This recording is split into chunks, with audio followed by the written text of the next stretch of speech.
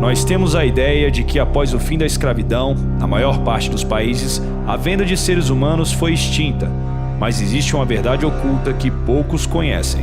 E eu não tenho dúvida que, se os números da ONU estiverem certos, nós permanecemos ao longo da história humana na escravidão. Porque estima-se que haja cerca de 30 milhões de pessoas escravizadas das mais diversas formas de exploração, seja sexual, seja laboral. Sempre que eu falo desse assunto, eu me lembro de uma frase de uma senhora que, quando chegou ao nosso escritório em Zurique, ela usou a seguinte pergunta. Ela diz assim: me ajudem, eu não aguento mais vender a minha carne para comprar carne para os meus filhos. Essa frase impactou, porque nós vimos a necessidade e a desgraça que vive o ser humano quando ele é traficado e obrigado a fazer 10, 12, 15 programas sexuais numa noite para poder alimentar o bolso daquele que está explorando ela. Dados da Organização Internacional do Trabalho apontam que todos os anos o tráfico internacional de pessoas movimenta mais de 150 bilhões de dólares. É a terceira atividade criminosa mais rentável no mundo, atrás apenas do tráfico de drogas e armas. É um grupo constituído por hierarquia. Significa que tem um chefe e todos se subalternam. É uma organização organizada como uma multinacional, que faz todas coisas claramente ilegais, mas que procura muito dinheiro. Os interesses financeiros do jogo é muito alto. A Convenção de Palermo, um protocolo das Nações Unidas relativo à prevenção, repressão e punição ao tráfico de pessoas, foi a primeira tentativa de dar maior atenção a esse tipo de crime. Segundo o protocolo, o tráfico de pessoas consiste em recrutar, transportar, transferir, abrigar ou receber pessoas, utilizando-se de ameaça ou violência, de coerção, rapto, fraude, engano, abuso de poder ou situação de vulnerabilidade. O grande problema do tráfico é porque o tráfico oferece tudo que você quer e depois ele te toma tudo que você tem. Então primeiro ele te promete tudo que você deseja. Poxa, você vai à periferia da cidade, qual é a paixão de uma moça? O que uma moça e um rapaz que está na periferia da cidade deseja? Ele ganha pouco, o salário é pouco. Nós temos o caso, por exemplo, de uma moça aqui, em que trabalhava aqui, ganhava R$700 por mês como garçonete. Alguém chega e promete para ela, diz: olha, se você quiser eu posso arrumar para você lá na Suíça, você vai ganhar mil francos suíços por mês como garçonete. Aí ela perguntou: quanto que é 1.000 francos suíços? Olha, 1.000 vai dar uns R$2.500. Ela disse: poxa, o que eu ganho aqui em 4 meses. Então se você me ajudar a ir para lá, eu vou. Eu conheci duas pessoas, não muito próximas chegada a mim, que disseram que chegando ali que era fácil ganhar dinheiro, pintaram um mar de rosas, não? Com ilusões, com ganas de comer o mundo, não? E chegamos aí, é completamente distinto, pintamos algo que não existe. Passar por situações degradantes, humilhantes. Não é nada das coisas que nos dizem aqui. O dia que chegamos, nos quitaram o passaporte, $1.000, e o dueño nos disse que só saía quando pagasse a Deus. É com a situação, a condição que estarem submetidas, de cárcere privado, de total e absoluta falta de contato com os familiares, né? Há uma rotina diária de programas sexuais, exaustiva, até 15 programas por dia, né? Ficar totalmente dependente de outra pessoa para qualquer ato da vida. A vida aí fora é muito difícil, é muito humilhante, é muito degradante. Por 30, 40 euros temos que suportar entre 4 paredes, porque tu não deseja nem o pior inimigo. Segundo a OIT, 83% dos escravos comercializados no mundo são mulheres. Normalmente, elas são vendidas para fins sexuais. No Brasil, segundo o Ministério das Relações Exteriores, no período entre 2005 e 2011, foram identificadas 337 brasileiras vítimas de tráfico em 18 diferentes países. Este número pode ser muito maior, já que o crime nem sempre é notificado às autoridades. Há muitos agentes públicos que não acreditam no tráfico. Nós temos casos, por exemplo, de policiais, de delegados, até de juízes que não acreditam. Senhor, mas ela foi vítima de tráfico. E ele diz, não, ela foi porque quis. Ah, já era prostituta aqui, quis ser prostituta lá. Isso não é tráfico não, ela foi porque quis. Então há uma banalização. E há, de certa maneira, em alguns pontos do sistema de justiça, também um certo preconceito, especialmente quando a vítima é vítima de exploração sexual, né? Por quê? Porque há um entendimento de que essa vítima de exploração ela saiu do país, no caso de tráfico internacional, porque ela quis. É evidente que ela saiu porque ela quis. As estatísticas demonstram que mais de 90% dos casos, as vítimas saíram porque quiseram. Elas tinham plena consciência que iriam se prostituir. O que elas não sabiam e nem concordaram, e também esse consentimento seria irrelevante, é com a situação, a condição que estariam submetidas. Eu estou acostumado a lidar com essas vítimas. E é importante entender que essas mulheres um dia foram adolescentes e foram crianças. Então o perfil é de crianças e de adolescentes extremamente pobres, porque normalmente mulheres de classe média e mulheres ricas não se submetem a esse tipo de situação. Acontece, mas é raramente. A maioria são crianças pobres que são esquecidas pelo país e que não têm oportunidade de vida verdadeira. Se a gente fosse categorizar entre corpo e alma, né? É um crime que afeta a alma. Primeiro porque, coletivamente, ele afeta a humanidade. Né? É como se as nossas relações de confiança, né? Os nossos vínculos, né? Parentais, eles estão assim, estremecidos. Né? Alguém não pode confiar em alguém. Alguém confiou em alguém e foi traído. O aliciador, o projeto dele, o desejo dele é explorar o outro. E daí o que ele faz então? A partir disso daí, ele tenta de todas as formas arrancar o dinheiro da pessoa. Nós temos denúncia das mulheres, por exemplo, que elas menstruavam e pagavam multa. Se ela estava com salto alto, às vezes cansava, encostava na parede para descansar, pagava multa. Se ela demorasse muito com o cliente, eles multavam ela. Ou seja, criavam circunstâncias para poder multar, porque cada multa que se paga é uma dívida que aumenta. Então a sua dívida acaba se tornando impagável.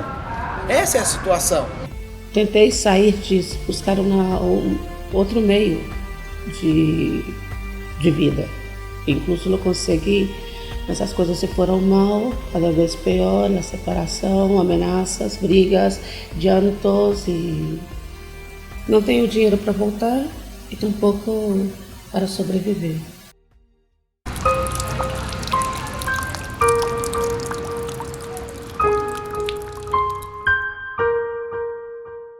Eles faziam 1000 propostas, que lá ganhava dinheiro e de fato nós vivíamos na miséria aqui no Brasil, né?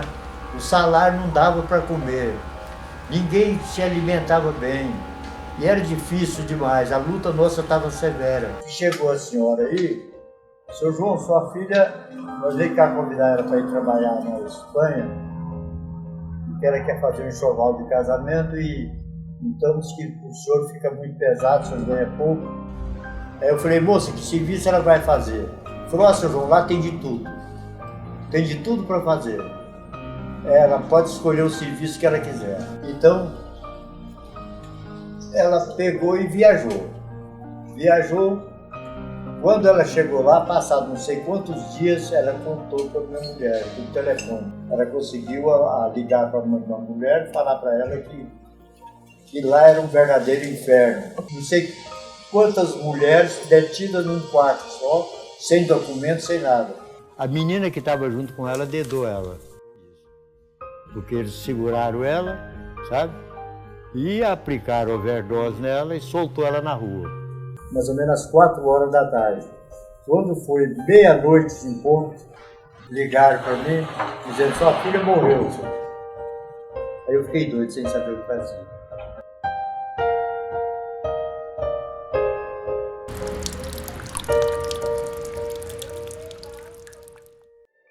As causas da morte de Simone nunca foram realmente explicadas. Somente 23 dias após seu óbito, o governo brasileiro conseguiu liberação para que velassem seu corpo. A história da filha do seu João ajudou a inspirar o enredo da novela global Salve Jorge. No período em que a novela foi veiculada, o número de denúncias sobre o tráfico de pessoas aumentou mais de 180 vezes. Não existe, ou existe muito pouco, uma rede que parece com a rede da novela, de como se fosse uma empresa. Não é assim que acontece o tráfico aqui. O tráfico aqui ele acontece numa relação doméstica. Então é uma prima que convida a outra prima, é uma vizinha, é uma amiga até da igreja às vezes, que convida, porque acredita que lá fora do Brasil, tem uma oportunidade melhor para aquela pessoa melhorar de vida. É muito legal quando você tem a novela que trata do tema. Poxa, mas a novela acabou, mas a realidade está aqui. Eu acabo de receber, por exemplo, aqui pedido de ajuda, eu acabo de receber notícias de mulheres lá que foram vítimas, que foram resgatadas hoje. Então assim, a novela acabou, a coisa continua. A cada dia que passa tem que se aumentar a conscientização, falar com seus vizinhos, falar com seus amigos para relatarem os casos, notificarem os casos ao sistema de justiça. Porque se nós não aumentarmos os casos, nós não vamos aumentar a repressão. Nós precisamos tirar esse crime da invisibilidade. Nós só vamos tirar com denúncia. A repressão, ela tem um papel muito simbólico, acontece muito pouco, são pouquíssimas pessoas no Brasil que respondem a um processo por tráfico de pessoas. A gente pode contar nos dedos os processos, são muito poucos. Então assim, a repressão ela é simbólica. Então o papel preventivo ele é o mais importante, nas escolas, nas igrejas, nas faculdades, esse é o papel mais importante. Em 2006, o governo lançou a Política Nacional de Enfrentamento ao Tráfico de Pessoas, passando pela elaboração e execução de 2 planos de enfrentamento, um em 2008 e outro em 2013. É um crime que ainda é desconhecido pela sociedade.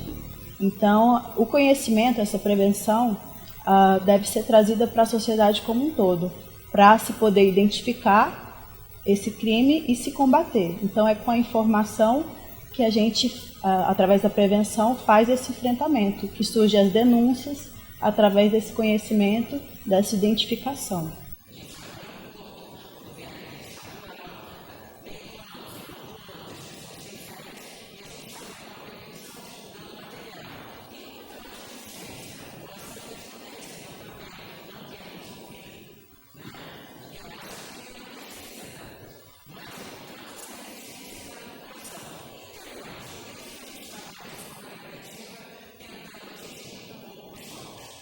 Sem fazer um alarde, né? Hoje a nossa linha aqui com campanhas não é de fazer um tom negativo, né? De falar não viaje, não sonhe, enfim, mostrar figuras de pessoas presas, trancafiadas. Não, a ideia não é essa.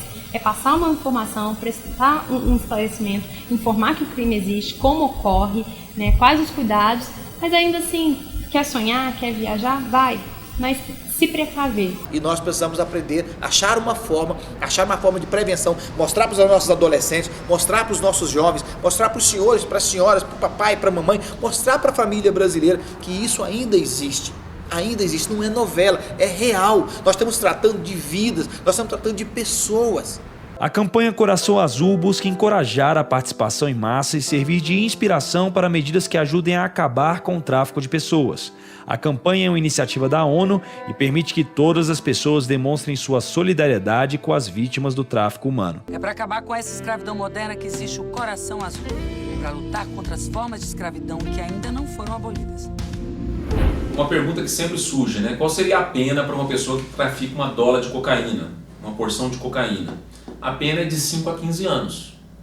E se essa mesma pessoa traficar outra pessoa, transformar essa outra pessoa em uma coisa, explorá-la por um tempo indeterminado, qual é a pena dela? Para a legislação brasileira, se for tráfico internacional, é de 3 a 8 anos de prisão. Então nós entendemos que há um descompasso da legislação brasileira em entender como mais grave traficar uma dólar de cocaína, que é absolutamente grave, do tráfico de uma pessoa. O crime de tráfico de drogas, ele é equiparado ao crime hediondo. Os crimes hediondos, a gente sabe que são mais graves. A pena é de 5 a 15 anos, a progressão é muito mais difícil, é com 1/3 ou 2/3, não é com 1/6 da pena. Agora já o crime de tráfico de pessoas, a pena é menor do que o de tráfico de drogas, ele não é equiparado ao crime hediondo, então é preciso melhorar a legislação em si. Porque o crime cresce pela certeza da impunidade. Então, se há uma lei mais dura, mais repressiva, o governo começar a fazer uma repreensão mais dura com a lei e colocar junto a divulgação, a fazer com que as pessoas conheçam o problema, então eu creio que nós vamos ter uma diminuição expressiva, nós vamos ter, daqui a algum tempo nós vamos poder falar, dizer, olha, como era isso no passado.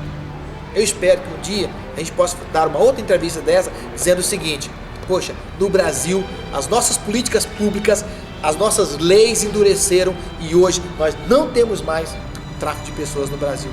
Esse é um sonho que eu espero que um dia a gente possa realizar para poder deixar um país melhor para nossas próximas gerações.